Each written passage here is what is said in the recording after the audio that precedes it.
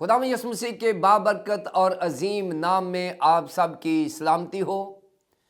ناظرین، ہمارا آج کا ڈیووشن لیا گیا ہے مقدس یعقوب کا عام خط، اس کا 3 باب، اس کی 7ویں اور 8ویں آیت سے۔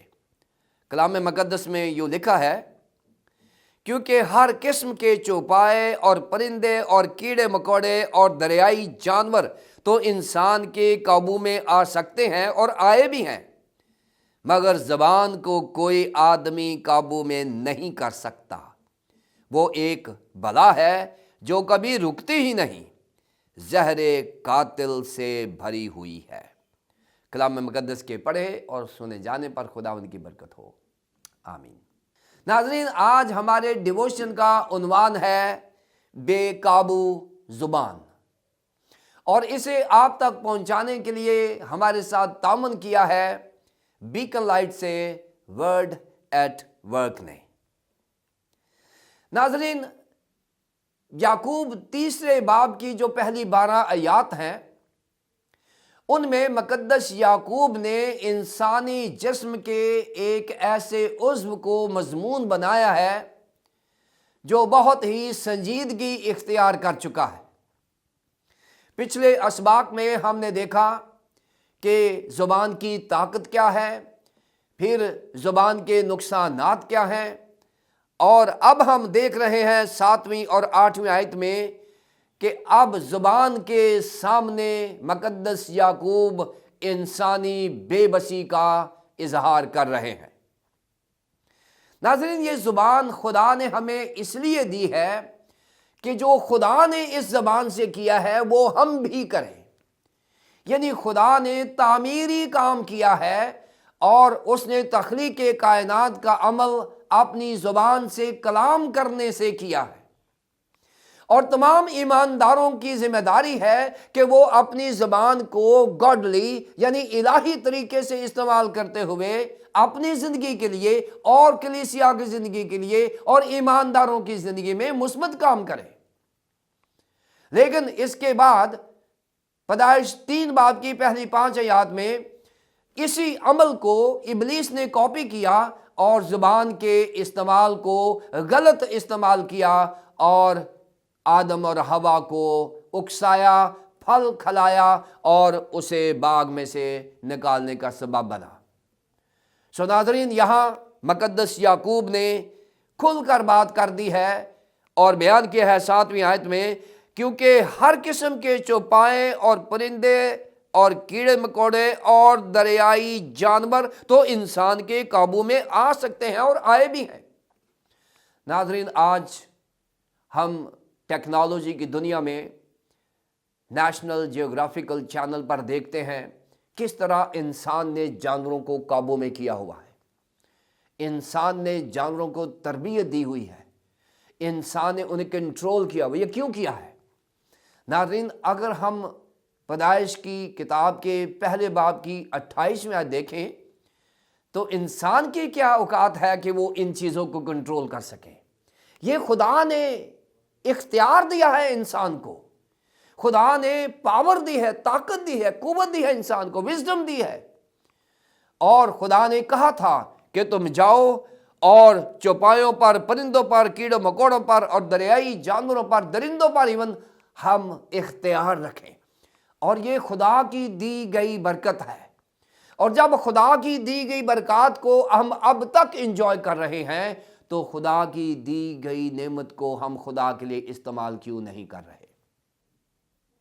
مقدس یعقوب نے 8ویں آیت میں یہ بیان کیا ہے، مگر زبان کو کوئی آدمی قابو میں نہیں کر سکتا۔ کیوں؟ وہ ایک بلا ہے جو رکتی ہی نہیں، زہر قاتل سے بھری ہوئی ہے۔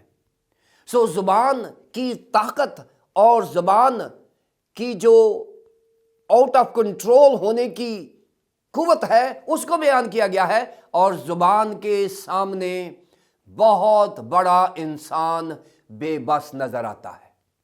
مقدس یعقوب نے فرمایا ہے کہ انسانی جسم تو بڑا ہے لیکن اس میں ایک چھوٹی سی چیز ہے، عضو ہے جسے انسان کنٹرول میں نہیں کر سکتا۔ اور یہاں بیان کر دیا ہے کہ کوئی آدمی زبان کو قابو میں نہیں کر سکتا، اس لیے کہ وہ ایک بلا ہے۔ یعنی بلا سے مراد یہ ہے کہ وہ ایک ایسی چیز ہے جو مافوق الفطرت لگتی ہے، کوئی ایسی بدروح سی لگتی ہے، کوئی ایسی چیز ہے جسے قابو میں نہیں کیا جا سکتا، بری چیز ہے، بری روح ہے جو ہمارے جسم میں ڈال دی گئی ہے۔ یعنی اس کو اس قدر آؤٹ آف کنٹرول بتا دیا گیا ہے کہ انسان کے بس کی بات نہیں ہے، جو کبھی رکتی ہی نہیں۔ ناظرین، رکتی کے لیے جو یونانی زبان کا لفظ ہے وہ ہے اکاتاس توستوس۔ ناظرین، یہ جو لفظ اکاتاس توستوس ہے جو رکنے کے لیے استعمال ہوا ہے، اس کا مطلب ہوتا ہے بغیر تربیت کے، جو غیر متوازی ہوتا ہے، جو ناقابل تربیت ہوتا ہے، جو بے قابو ہوتا ہے۔ یعنی کوئی ایسا جانور، ایسا گھوڑا جس کی تربیت نہیں ہوئی اور وہ اپنی طاقت کو اپنی مرضی سے استعمال کر رہا ہے، یعنی یہ وہ یونانی زبان کا لفظ ہے جو رکنے کے لیے استعمال ہوا ہے۔ اور مراد کیا ہے اس سے مراد یہ ہے کہ یہ وہ حصہ ہے جو ہمارے کنٹرول میں نہیں ہے، جس کو ہم نے تربیت نہیں دی، جس کو ہم نے متوازی نہیں رکھا، بیلنس نہیں رکھا۔ ہم نے مثبت استعمال کیا ہے یا نہیں کیا، لیکن منفی استعمال ضرور کر رہے ہیں۔ زہر قاتل سے بھری ہوئی ہے۔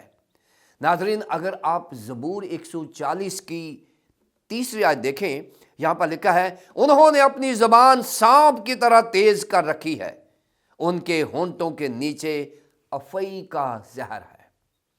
یعنی یہاں پر افعی کے زہر کے ساتھ تشبیہ دے دی گئی ہے۔ ایسی زبان جو ابلیس کے لیے استعمال ہوتی ہے یا ابلیس کی طرح استعمال ہوتی ہے، وہ افعی کے زہر سے خالی نہیں ہے۔ ناظرین، یہاں جو اس کی سنجیدگی ہے وہ یہ ہے کہ زبان صرف ہمارا نقصان ہی نہیں کرتی بلکہ ہمارے کنٹرول سے باہر ہے، کسی کی موت کا سبب بھی بن سکتی ہے۔ کیونکہ زہر کے لیے یہاں جو لفظ استعمال ہوا ہے وہ ہے ایو۔ ایو سے مراد ہے ایسا زہر جو کسی کی موت کا سبب بنتا ہے، یا ایسا زنگ جو کسی چیز کو لگ جائے تو اسے کھا جاتا ہے۔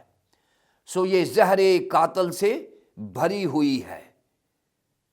ناظرین، اگر ایسی بات ہے تو پھر زبان کو کیسے کنٹرول میں رکھا جائے؟